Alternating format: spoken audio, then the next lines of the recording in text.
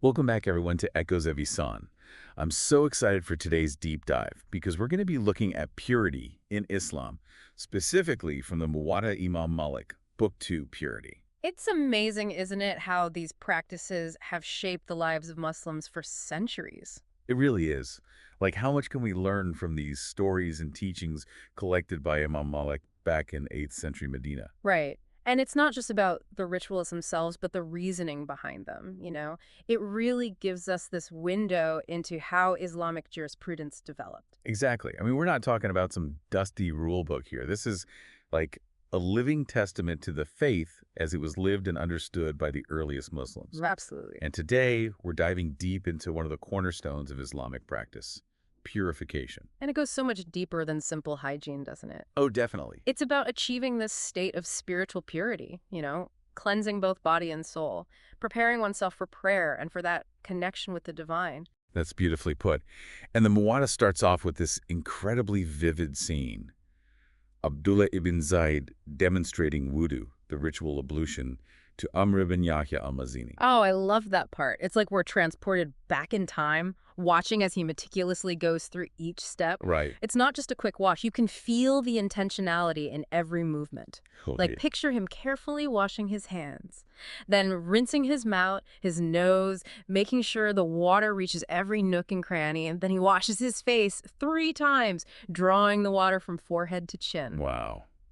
It's amazing how this attention to detail emphasizes that wudu is an act of worship in itself. Exactly. It reminds me of that hadith where the Prophet Muhammad says, "Woe to the heels from the fire." It seems like such a small detail, but Oh, but it speaks volumes, doesn't it? it does. It shows how important thoroughness is in purification. We're not just going through the motions. We're ensuring every part of our body that needs washing is washed properly. Even those often neglected heels. Exactly. And think about it in the context of prayer. Standing before God, you want to be in a state of complete cleanliness. It emphasizes the importance of fully submitting to that act of worship. That's a powerful image. And speaking of details, there's this interesting instruction about using an odd number of stones for cleaning oneself after relieving oneself. Why an odd number? Ah, that's a great question. The Muwatta doesn't explicitly state the reason, but it points to a recurring theme in Islamic tradition, the significance of odd numbers. Oh, interesting. They often represent completeness and wholeness. So even in this seemingly mundane act, there's this encouragement to strive for thoroughness, for completeness. Absolutely. It's about bringing that same level of intentionality to all aspects of our lives. Right, aligning our inner and outer states, recognizing that our physical and spiritual selves are deeply interconnected. Exactly. Now, this makes me think about the specific instructions for performing wudu after waking up. Why the emphasis on washing one's hands before putting them in the water for wudu? Well, during sleep, we're not always aware of where our hands might have wandered, right? So it's this beautiful reminder that we need to constantly purify ourselves, to be mindful of maintaining that state of ritual cleanliness. It's like integrating spirituality into every aspect of our day, even the moment we wake up. I love that. And the Muwatta doesn't stop there. It dives into those sometimes tricky questions about what does and doesn't invalidate wudu. Right, like that debate among the companions about whether eating cooked food breaks wudu. Some argued that it does, others said it doesn't. It's fascinating to see these different interpretations. It shows how, even in the early days of Islam, there was room for discussion and debate. People were trying to understand and apply these teachings in their daily lives. And it highlights that dynamic nature of Islamic jurisprudence, doesn't it? It's not about rigid adherence, but thoughtful engagement with the principles behind the rules. Right. Understanding the spirit of the law. And speaking of which, what about using seawater for wudu? Is that permissible? Absolutely. The Muwatta is very clear on that. Seawater is perfectly acceptable. It's so practical, right? Right. Recognizing that situations might arise where fresh water isn't readily available. Your connection with God shouldn't be hindered by your circumstances. Exactly. It's about finding ways to maintain your spiritual practice no matter where you are. And this reminds me of that heartwarming story about Abu Qatada sharing his wudu water with a cat. Oh, I love that story. It's a beautiful example of compassion extending to all creatures. The Prophet Muhammad affirmed that cats are not inherently impure. We should show kindness and respect to all of God's creation. It really exemplifies the harmony between Islamic principles and the natural world. It's not just about avoiding what's deemed impure, but appreciating the beauty and diversity of creation. And it's a beautiful reminder that purity is not just about outward cleanliness, but cultivating a pure heart and mind. A heart filled with compassion, a mind that seeks to understand and connect with the divine. And what better way to prepare for that connection than through the act of wudu? This seemingly simple act of washing holds such profound spiritual significance. It's true. It's a tangible act with deep symbolic meaning, cleansing us both physically and spiritually, preparing us to stand before God with a clean body and a clear conscience. Beautifully said. It's amazing how much depth and meaning we've already uncovered just in this one aspect of purification. I know, we've only just scratched the surface. Uh-uh. But before we move on to explore other purification rituals, I want to ask you this. As we navigate our busy modern lives, how can we incorporate the lessons of wudu into our daily routines? That's such a powerful question. It's a reminder that purification isn't just an occasional ritual, but a continuous process. It's about finding those moments of mindfulness throughout our day, Yes. pausing to recenter ourselves, aligning our actions with our intentions. Exactly. Like just as we carefully wash each part of our body during wudu, we can approach our work, our relationships, our interactions with the world with that same level of care and attention. Absolutely. And it reminds me of that beautiful hadith where the Prophet Muhammad said that when a believing slave performs wudu, as they rinse their mouth, wrong actions leave it, and so on, with each part of the body being washed. Such a powerful image. Washing away the impurities of our actions, not just physically, but spiritually. It's about aligning our inner state with our outward actions, striving for that state of purity in all that we do. So as we move forward in our deep dive, let's carry this understanding with us. Yes. Well, Let's remember that purification is not just about water and physical cleanliness. It's about the state of our hearts and minds. It's about cultivating a consciousness of God in every aspect of our lives. and that, my friend, is the essence of Ihsan. Striving for excellence in all that we do for the sake of God.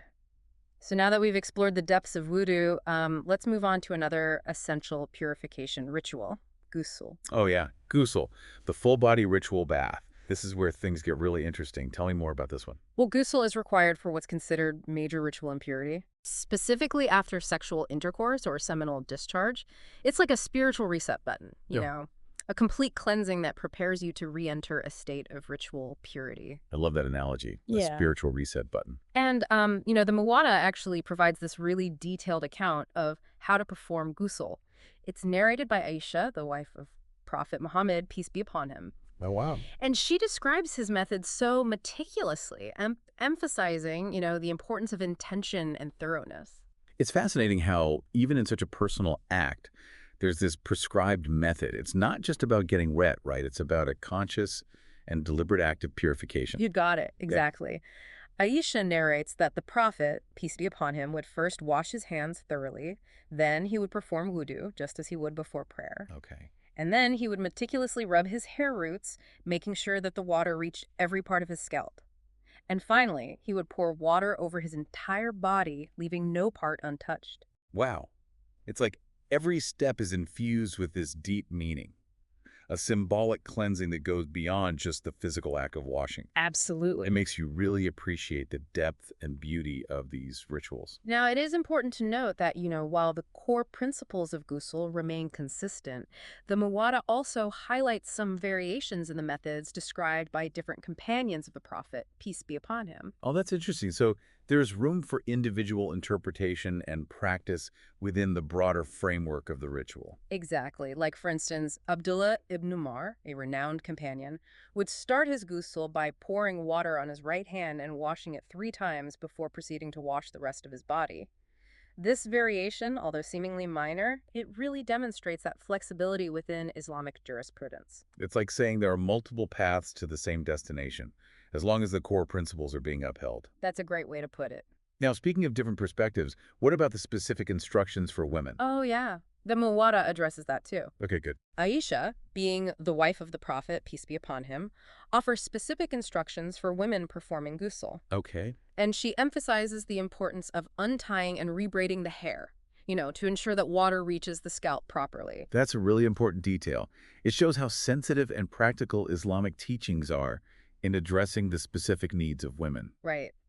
These variations and specific instructions really underscore the beauty of Islamic jurisprudence, its ability to accommodate individual circumstances and needs while remaining true to its core principles. Absolutely.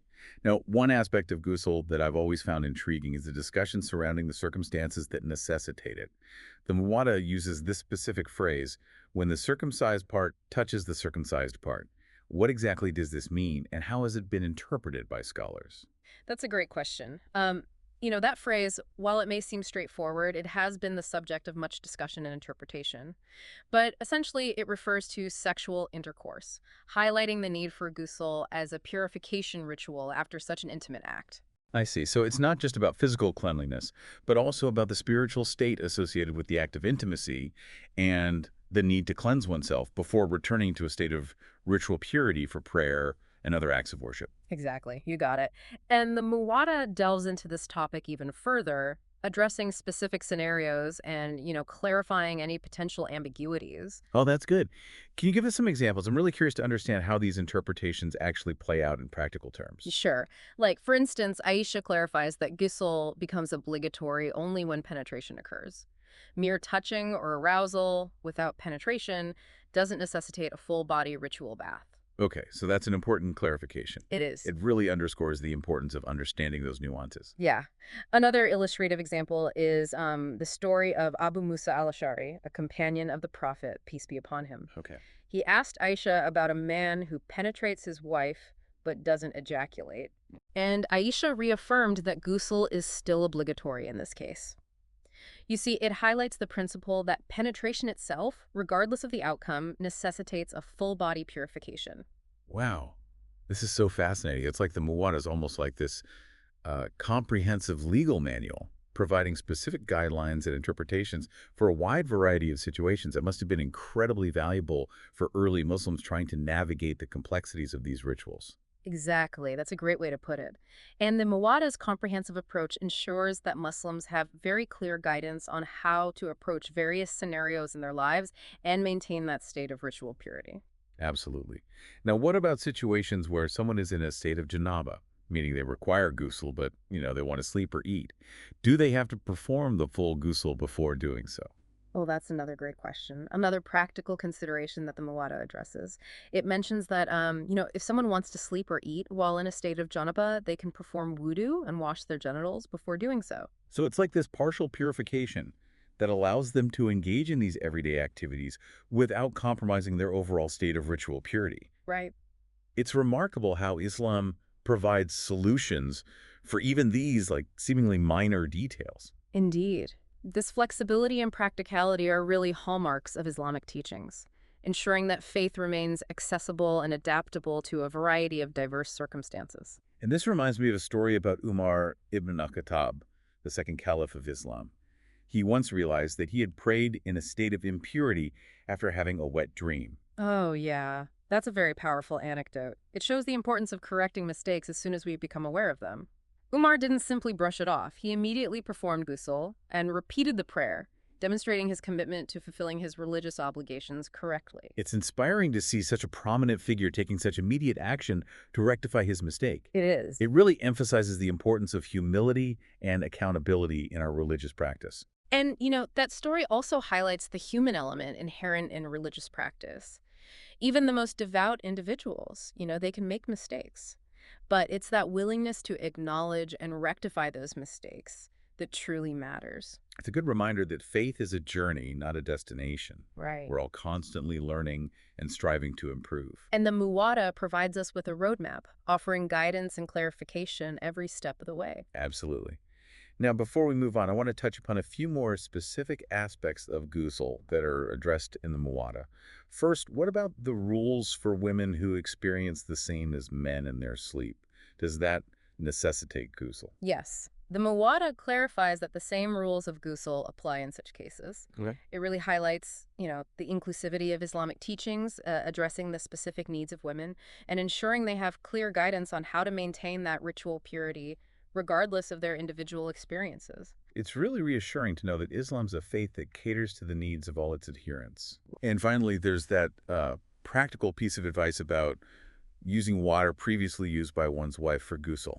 Can you elaborate on that? Sure. The Muwatta mentions that it's permissible for a husband to use the water his wife has used for ghusl, provided she is not menstruating or in a state of janaba. Yeah. This ruling reflects that practicality and resourcefulness embedded within Islamic teachings. Right, like even in these seemingly mundane matters, Islam provides guidance that promotes both purity and responsible use of resources. Exactly. These seemingly minor details actually offer these valuable insights into the everyday life of early Yes, Muslims they do. and demonstrate how Islamic principles are woven into even the most ordinary activities. It's fascinating. It really is. The Muwatta so seamlessly blends the spiritual and the practical, providing this comprehensive guidance that covers both ritualistic practices and everyday life. I feel like we've only just begun to scratch the surface of its wisdom. I agree. There's so much more to uncover, as we continue our deep dive. But for now, let's pause and reflect on what we've learned about ghusl. It's not simply about physical cleanliness.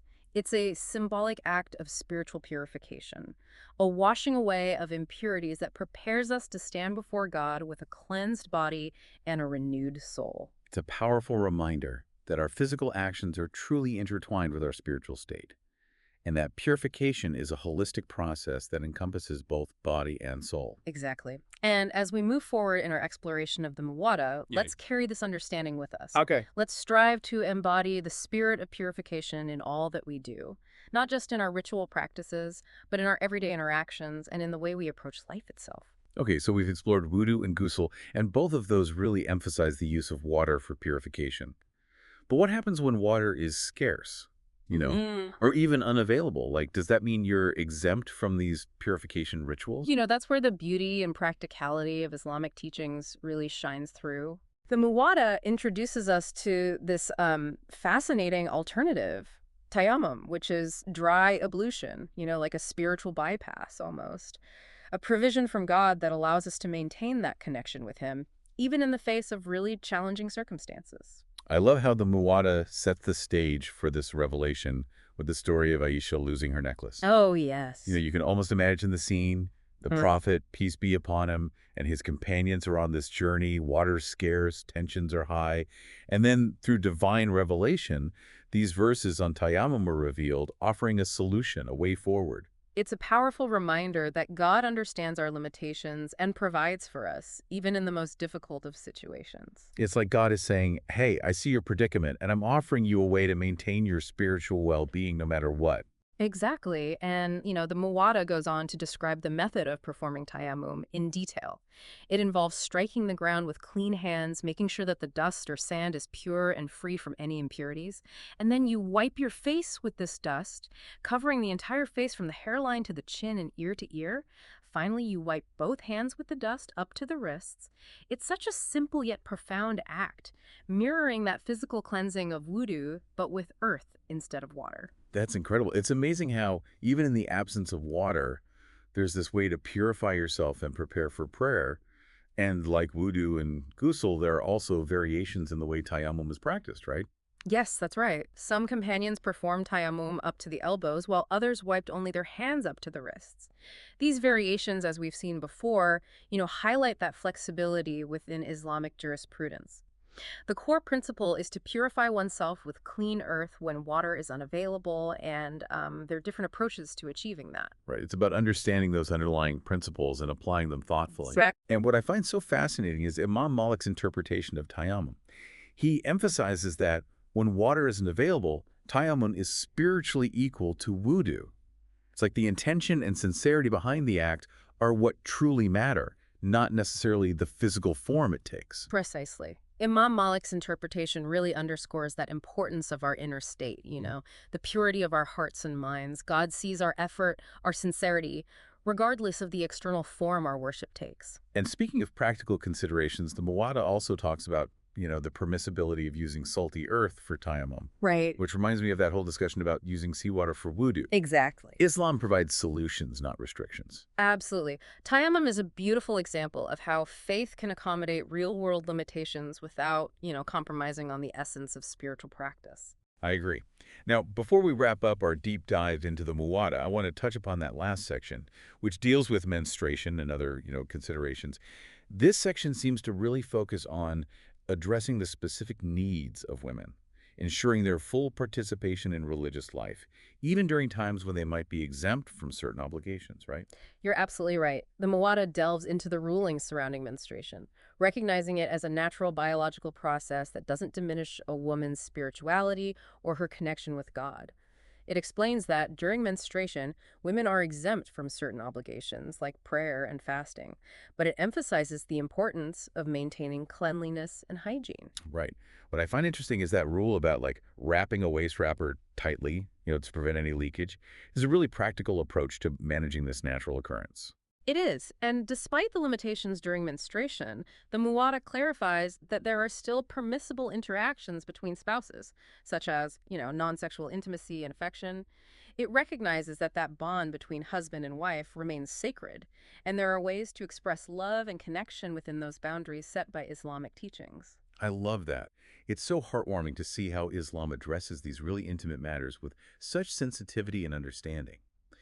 And to avoid any ambiguity regarding the end of menstruation, the Muwatta even shares Aisha's advice to women, urging them to wait until they see a white discharge, which signifies purity, before resuming prayer. Right. This emphasis on observation and self-awareness empowers women to understand their bodies and fulfill their religious obligations with confidence. And the Muwatta doesn't shy away from addressing irregular bleeding or, bleeding outside of menstruation, providing guidelines for prayer and intimacy during pregnancy and other situations like that.